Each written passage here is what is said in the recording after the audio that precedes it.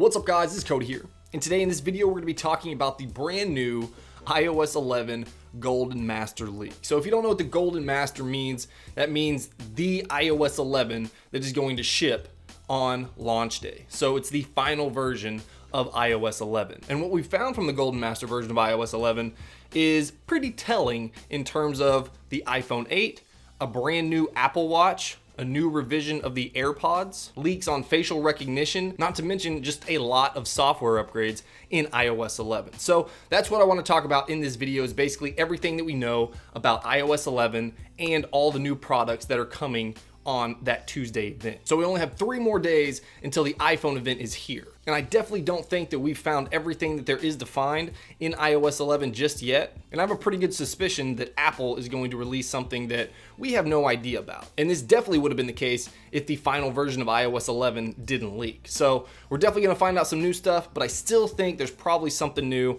that we're not ready for. But let's go ahead and get into these leaks because first of all, there's a ton of them and they're all pretty awesome new features. So first let's talk about a brand new product, which is the newest version of the Apple Watch. So this is guaranteed to happen because it's right there in iOS 11 in the Watch app. So it's actually a brand new Apple Watch Series 3 LTE version. Now the actual look of this device looks exactly the same, other than on the digital crown is a red dot. Now this is something that we actually saw on Tim Cook's arm a couple of years ago, which may or may not have been the actual LTE version of the Apple Watch. But in a design perspective, that's really the only thing that's changed in terms of looks. Internals, on the other hand, definitely have changed. So we could probably expect this to be a faster device. So you can see in this picture right here that it has the actual phone button in the top left-hand corner. Obviously, touching on that will probably either answer phone calls or make phone calls. And then right there on the top right-hand corner, that's going to show you your location. This is going to be good for things like Apple Maps and getting directions. And you also notice right there in the middle of the face, there's 4 dots, basically showing the signal strength of your LTE connection. Now I'm sure there's going to be some additional software changes in watchOS, but in terms of build of the Apple Watch, this is what you're going to get. So definitely one of the nice things is that it looks like you can still use all your Apple Watch bands on this device. So nothing's changed there. So if you were worried about having to purchase new Apple Watch bands, that shouldn't be a problem. But there's 2 new colors of the Apple Watch. One of them is going to be the blush gold, which we've seen on the new iPhone 8, and that's going to be available in just the sport aluminum version. And there's also a new color for the Apple Watch edition, and that's the gray ceramic. Now we don't know yet if that's going to replace the white ceramic that we have right now, or if it's going to be in addition to that, but nevertheless, there's at least 2 more colors of the Apple Watch. All right, so now let's talk about the iPhone 8. And there's been a ton of stuff revealed in this new version, or the final version of iOS 11. So let's get into it. First of all, there's portrait lighting. So this is basically going to be a new software update to the camera app that's going to allow you to do different things with different lighting effects in portrait mode on your camera. So portrait lighting supports contour light, natural light, stage light mono, and studio light. And it's possible that all these changes are going to be just affecting the flash on your camera when you take a picture. And thankfully, Apple has updated the camera app to support 4K at 60 frames per second, which is awesome, and also 1080p at 240 frames per second. So that's going to give you extra slow-mo. Right now, the iPhone only supports 120 frames per second, so this is going to be literally twice as slow if you're recording in slow-mo. There's also evidence that the iPhone 8 is going to have True Tone display, so very similar to what we have on the new iPad Pro.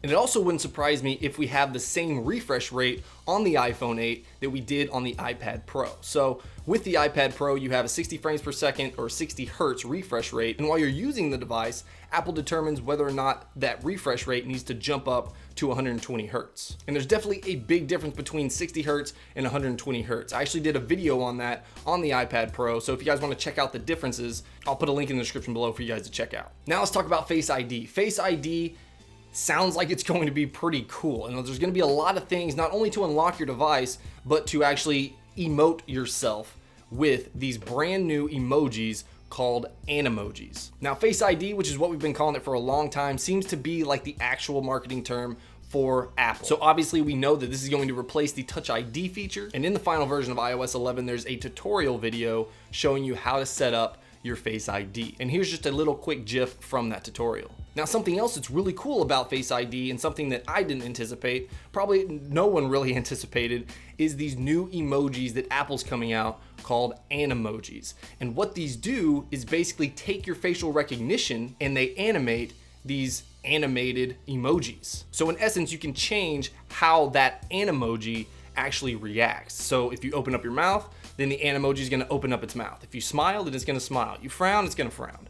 So that's something that's actually pretty cool that I think a lot of people are going to be using in iMessage. Now, there's actually quite a few Emojis that you can choose from. So here's a list of all of them. So from unicorns to robots to faces, basically a ton of different things that you can choose from if you want to animate your emojis. Now, iOS 11 launched with a bunch of brand new iOS 11 wallpapers. So if you guys want to check those out, I'll put a link in the description below. I tweeted this out earlier this morning, so if you don't follow me on Twitter, you definitely should, just because that's where I do quick updates, like obviously all of the iOS 11 wallpapers and just stuff like that I'm not necessarily going to make an entire video about. But there's a lot of really cool wallpapers. I definitely recommend checking them out. I'll put a link in the description for you. Now, just talking about that iPhone 8 notch for just a little bit, it's actually going to have a structured light transmitter, structured light receiver, a proximity sensor, ambient light sensor, and obviously the front camera. So just to get an idea of how all these sensors work together, here's a statement from Quo saying that the structured light used to collect depth information, integrating with 2D image data from the front camera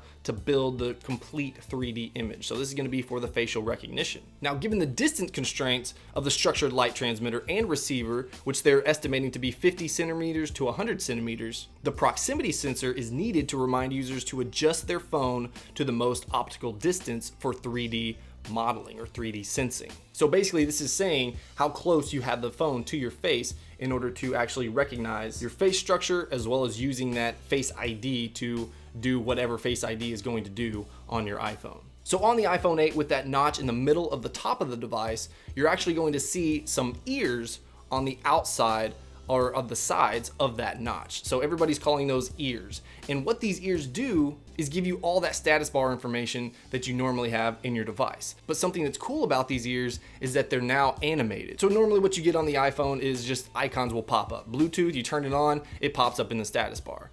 But with the ears, all that stuff is going to be animated. So like when you charge your device or when a new icon pops up. And there's actually a screenshot right here that has a little dot up there in the top right ear, which makes me think that you're going to be able to actually scroll between status bar indicators. Now, the power button on the iPhone 8 is now referred to as the side button rather than the lock button. And I talked about this in my last video, but the side button is actually going to be replacing, or rather used for the functionalities that we would normally get from the home button, of course, because we don't have a home button anymore on the iPhone 8. So you'll be using that side button in order to, activate Siri, or double press it to activate Apple Pay, things like that. There's also a brand new version of Apple AirPods that supposedly is going to be released as well. And the reason that we know that is because there's a GIF inside of iOS 11, the final version, showing a new type of case with the AirPods. So the AirPods look very, very similar that they did before, but the case has changed. So this is probably just going to be a very small upgrade in terms of how they work. But one of the changes that we're seeing is on the charging case, the battery indicator is actually on the outside of the case. So you don't have to open up the charging case in order to see that battery level. I literally just bought 2 AirPods yesterday, and I find out they're doing an upgraded version today. So I definitely won't be keeping these. I'll be bringing them back and getting the new version of the AirPods. Now, there's also a report from KGI saying that all of the devices, no matter which color that you get, is going to have a front black panel. Of course, this is just for the OLED iPhone 8s, but one thing that would be awesome, I think would be awesome, is if there's a gold version of the iPhone 8 and it has a black face.